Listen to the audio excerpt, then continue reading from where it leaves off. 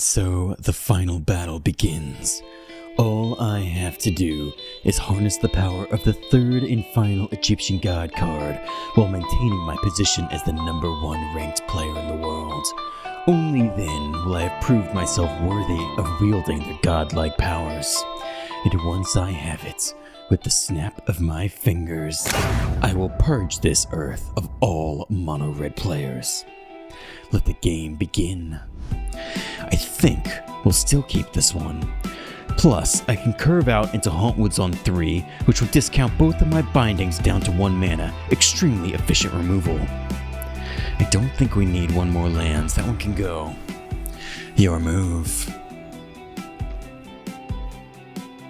Mono black, a nice change of pace. I'll play a fast land and pass to you. Nothing? Very well. I'll play my final fast land and cast forth my Overlord of the Hauntwoods, impending it. It will take a couple of turns, but once it comes online, I'll have a 6/5 body to strike with.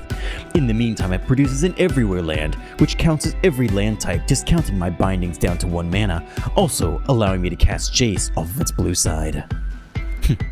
A discard spell? How cute.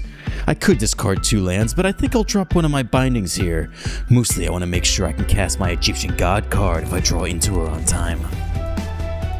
And you level it up. Up the Beanstalk, the perfect card to bridge the gap here. I can cast it now to draw 1 more card and additional cards for every expensive subsequent card I play. Then I'll cast my Jace, Planeswalker. You see, Subsunin isn't even my main win condition in the deck. She is merely a stabilizing body, an indestructible force that can simultaneously draw me cards. The perfect blocker for a control shell. Jace is actually my true win con. His first ability allows me to increment his loyalty counter and neutralize an attacker by subtracting 3 off of his power level. His second ability allows me to subtract 2 loyalty counters from him. In exchange, I mill you out for 3 cards and draw 1 card of my own. And his final ultimate ability allows me to remove as many loyalty counters as I want. For each of them, I mill you for 3 times that many cards. All I have to do is get you down to about 30 cards, and then 2 Jace ultimates will seal the deal for the rest of the way. Jace, come down now. Use your second ability. Have the opponent mill 3 cards and draw me 1 of my own. I'm just getting farther ahead. A removal spell? No? Can you answer my Jace? No, but you do have a Sheldred of the Apocalypse. This is a very powerful card. Every time I draw 1 of my own cards, I will lose 2 life, which is especially painful off of my Beanstalk. Now, I can kill it now with the binding, but that will still put the Beanstalk's effect on the stack, causing me to draw a card and lose 2 life. It's worth it, but it is worth noting. Certainly we have to keep our life total high against Mono Black. But for now, your Sheldred is gone and my binding holds true. And of course, I draw right into my Egyptian God card.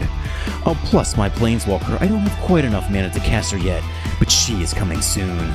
Lastly, I'll remove a removal spell on top, just in case you draw into a Planeswalker of your own.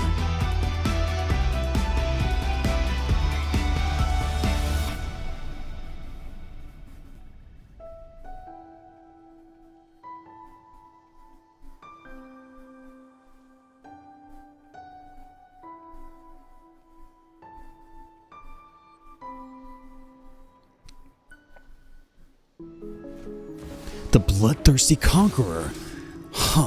That's not what I expected. It's a very interesting card. Usually there is a specific combo deck built around it. Does he have the combo pieces to win on the spot? I have to be very careful here. I don't know what my opponent is doing for sure. If I rise in now, I could hit my land drop for turn, which would of course be very valuable. I think we go for it here. It's a little bit wasteful, but I've drawn so many cards, I don't think it's worth taking any risks. All I have to do is slow down enough for Subsunin to take over the game. No land drop this time, but that's okay. I'll plus my Jace and increase his loyalty counter. Finally, I'll flip my Overlord, which I impended on turn 3. I now have a 6/5 body to strike you with.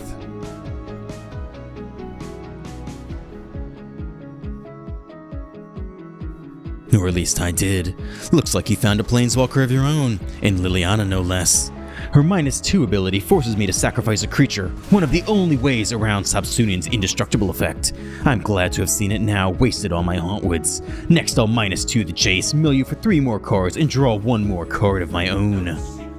We're getting closer to that 30 card mark. Once you're down, I can mill you the rest of the way. Then I'll cast my Egyptian God card, Sabsunin, and draw an additional card off of the Beanstalk. Finally, I'll get lost your Planeswalker. Every turn I get farther ahead, drawing more cards and stripping you of your resources.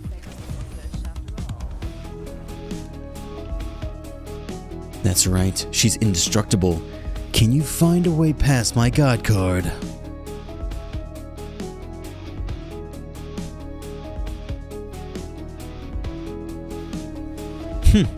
Looks like you actually have. Gix's command forces me to sacrifice a creature with the highest power. Looks like my God card is down for now, but my ultimate win con is still online. All I have to do is wait to mill you out. I'll play my land for turn. And then I'll play my River Churn Monument, a backup to the Jace plan. Even if Jace can't get me there, the monument can mill you out for a significant number of cards. No, it can't be! It's not possible! 69 cards left in the deck? It doesn't make any sense. There's no incentive to run more than 60 cards. Every additional card merely lowers the probability of drawing your best cards. Only an insane person would ever include more than 60 without some kind of payoff. And yet, he's done it. This means I can't just win off the double Jace. I barely put a dent in his deck. This completely derails my plan. This is going to be much harder than I thought. Another Sheldred. This will certainly punish our life total. We of course have the answer to it. And a Slasher that's a little bit better. The more he commits to the battlefield, the better our Fumigate Sweeper gets. So we don't need to use Soul Partition now, at least not on their creatures. Then I'll mill him out for 2 cards off the monument. We have a long way to go, but we're gonna have to get there somehow. I can't believe he has that many cards left. If I want, I could Soul Partition the Jace now. That would keep him off the battlefield. I might need every Jace in my deck. If I leave him around, he could be destroyed, but he's safer in exile here. And I lose 2 life off the Sheldred down to 14. I have the answer though. No, it must be Fumigate. I have to answer the threats in front of me.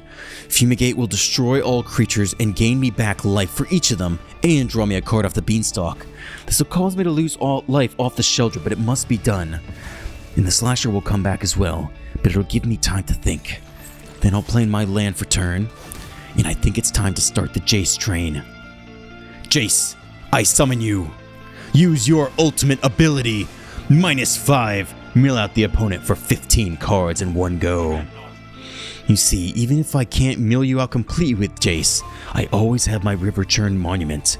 I just have to get your graveyard big enough, and then the monument can take it the rest of the way. The Bloodletter of Alcazaz. Normally a 1-turn combo off the Slasher, it doubles the damage. But since the Slasher is gone for now, I don't have to worry about that. And of course, I draw into the 10th land, just as I suspected. It's over, Mono Black. You can't win. Even though you ran an 80-card deck, the perfect counter to my mill strategy, I still have you beat. Jace, the perfected mind, I summon you to the battlefield. Use your ultimate ability once again. -5, mill out the opponent for 15 cards. It barely puts a dent in your deck total, but what it does do is vastly increase your graveyard total, and that is all the monument cares about. By using its ultimate ability, I can mill you out for every card in your graveyard, meaning this game is over. And finally, my ascension is complete. Now that I have harnessed the power of all 3 God cards while maintaining my position as the #1 ranked player in the world, I have proven myself worthy of wielding their divine power. And with the snap of my fingers, I can purge this earth of all mono-red players. Wizards of the Coast, this is your last and only chance. You have less than 24 hours remaining. Either produce a satisfactory ban list to fix the mono-red problem, or I will fix it myself. The choice is yours.